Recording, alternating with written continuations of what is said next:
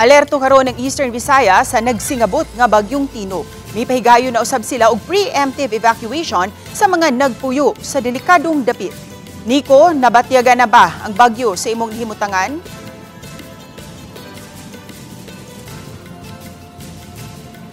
Yes, din sa itong nahimutangan, nagpadayon ang pag-uwan-uwan, halos tibok adlaw gid siya nga pag-uwan dinhi sa probinsya sa Leyte.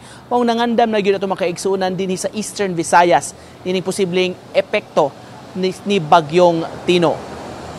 Naabtan nato kaganiha sa San Jose Central School sa Dakbayan sa Tacloban ang mga evacuees gikan sa mga silingang barangay sa maong eskwelahan. Ubay-ubay ni sila nga nagdasok dito sa eskwelahan aron muhikling taliwa nining hulga sa umaabot nga bagyo.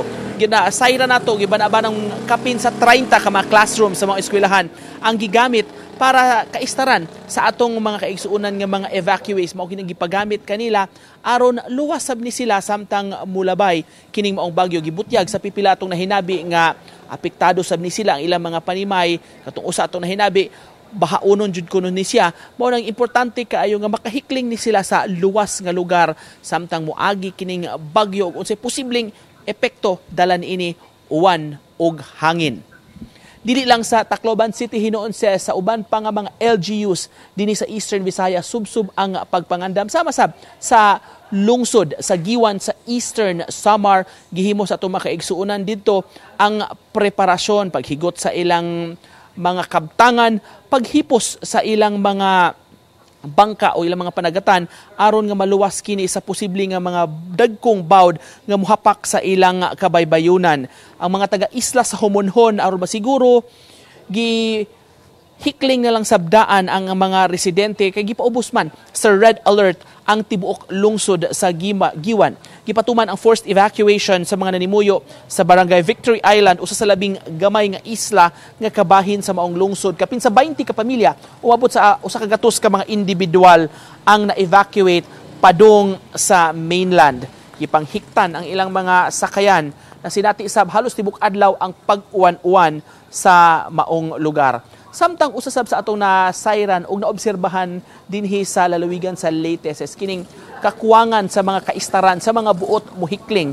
Kay doon na magiuban nga matag ingon ani nga bagyo mahitabo, mo evacuate ni sila sa mga mas lig-on nga mga istruktura sama sa mga hotels. Sa Tacloban City pananglit atong naabtan ganiha sa usa ka hotel, nagsud gawas gyud ang mga tawo nga nag-inquire kung tunod doon na pa bay vacancy sa ilang mga kwarto, mga accommodation nila. Pagibalibaran gyud sa tag-hotel kay puno-puno gyud sila karong adlaw. Kadaghanan manggod sa uban mo siguro na lang sa ilang kaugalingon o sa ilang pamilya dadon sa mga hotels, mga lig-on nga istruktura kay adto na lang sab muhikling gawas pasab sa pagsiguro nga ma-parking sa habog-habog nga lugar ang ilang mga sakyanan. Naabtan sa nato kaganihan ni duha ni sila ka mga nursing graduates, mutik ni sila og nursing board exam ugmang adlaw. Nakaschedule di siya ug usa ang Tacloban City sa testing venue although pa sila kasayuran kung mahinayon ba ang maong eksaminasyon pero ilang kabalaka kay wala sila kapuy-an kay taglisod gyud sila pagpangita og accommodation gikan pato sila sa Borongan City sa Eastern Samar. Samtang karong adlaw subsob nga naghimo og laing preparation meeting ang mga otoridad pinaagi sa Office of Civil Defense nga maoy mi-preside sa meeting pre-disaster risk assessment ang gihimo kauban sa lain-lain nga mga ahensya. Gituki ang preparasyon unsa ang mga angayang buhatonon nila kun moigo na kining si bagyong Tino. Labi na nga atong nasayran kini atong himutangan pananglit lungsod sa Javier ug ubang mga bahin sa Leyte province ug Southern Leyte ubos na karon sa signal number 3 ses. Sa pagkakaroon din sa itong nahimutangan sa lungsod sa Javier, murag ning undang kadali ang uwan ses. Pero nagsigim gihapon ni muundang, muhabo-habo. Pagpadayon lang yun yung uwan hantod tibok adlaw ses. Medyo basa na dyan kay kadalanan. Apon atong nabsirahan, gikan pa to sa Tacloban City kaganiha.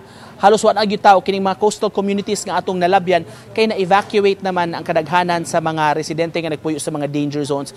Sama pananglit sa dulag, mga kalalakinan na lang atong naabtan kaganiha nga mo ay nahabili nagbantay sa ilang mga panimay o naka-evacuate na ang kadaghanan mga kababayin-an o mga kabataan. Mo kanang latest ses kabahin ni preparasyon sa bagyong Tino dinhi sa lalawigan sa Leyte. Amping mo diha og dagang salamat, Nico Sereno.